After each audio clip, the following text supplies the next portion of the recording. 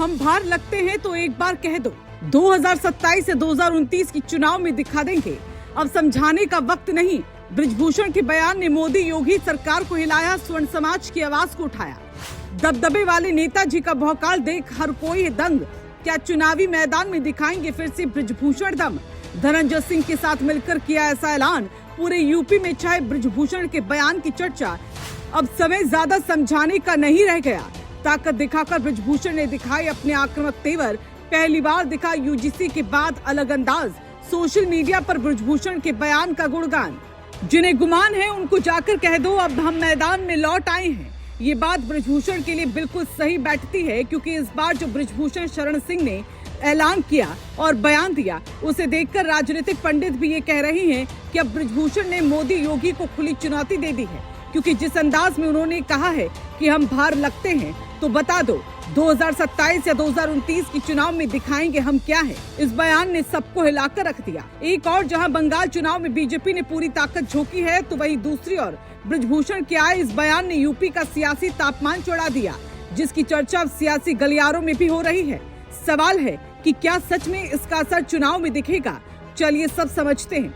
दरअसल बिहार के भागलपुर में मंच से बृजभूषण ने साफ कह दिया कि अगर सरकार को हम अनुपयोगी लगते हैं, तो अगर हम भार बन चुके हैं तो एक बार कह दो, 2027 में कह दो, 2029 में कह दो, हम दिखा देंगे कि हमारी उपयोगिता क्या है।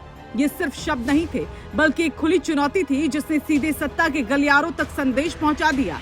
बृजभूषण का ये बयान ऐसे समय में आया है जब वो लंबे समय से साइडलाइन माने जा रहे हैं। 2024 में टिकट कटने के बाद से उनकी राजनीतिक भूमिका सीमित दिखाई दे रही थी, लेकिन अब जिस तरह से उन्होंने मंच से आक्रामक तेवर दिखाए हैं, उससे साफ है कि वो फिर से अपने अस्तित्व और ताकत का एहसास कराना चाहते हैं। खास बात ये रही कि इस कार्यक्रम में धनंजय सिंह जैसे बाहुबली नेता भी उनके साथ नजर आए, जिसने इस पूरे घटनाक्रम को और ज्यादा राजनीतिक बना दिया। बृजभूषण ने सिर्फ चुनौती ही नहीं दी, बल्कि समाज के भीतर आत्ममंथन का संदेश भी दिया।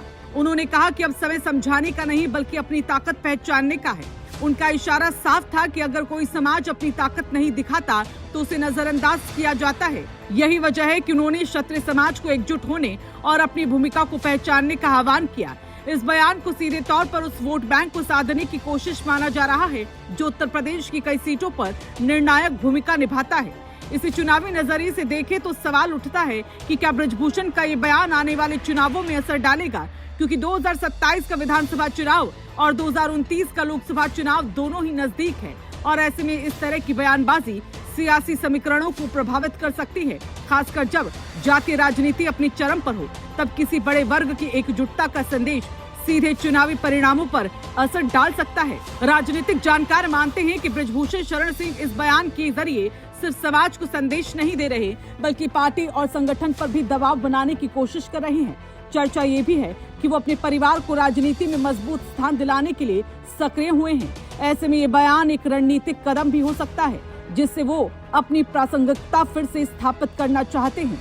इसके साथ ही उनका इतिहास और महापुरुषों का जिक्र करना भी एक सोची समझी रणनीति का हिस्सा माना जा रहा है। उन्होंने कुंवर सिंह, झांसी की रानी और बिरसा मुंडा जैसे नायकों का नाम लेकर समाज के गौरव को जगाने की कोशिश की। ये एक भावनात्मक कनेक्ट बनाने का तरीका है जो चुनावी राजनीति में अक्सर बड़ा असर डालता है। अब सवाल यही है कि क्या ये सिर्फ बयान तक सीमित रहेगा या फिर आने वाले समय में एक बड़े सियासी आंदोलन का रूप ले सकता है। क्योंकि जिस तरह से बृजभूषण ने खुले मंच से चुनौती दी है, अब देखना होगा कि क्या ये आवाज वोट में बदलती है या फिर सिर्फ सियासी शोर बनकर रह जाती है। लेकिन एक बात साफ है कि 2027 और 29 के चुनाव से पहले इस बयान ने राजनीतिक तापमान को जरूर बढ़ा दिया है और सभी दल अब इसे गंभीरता से लेने लगे हैं।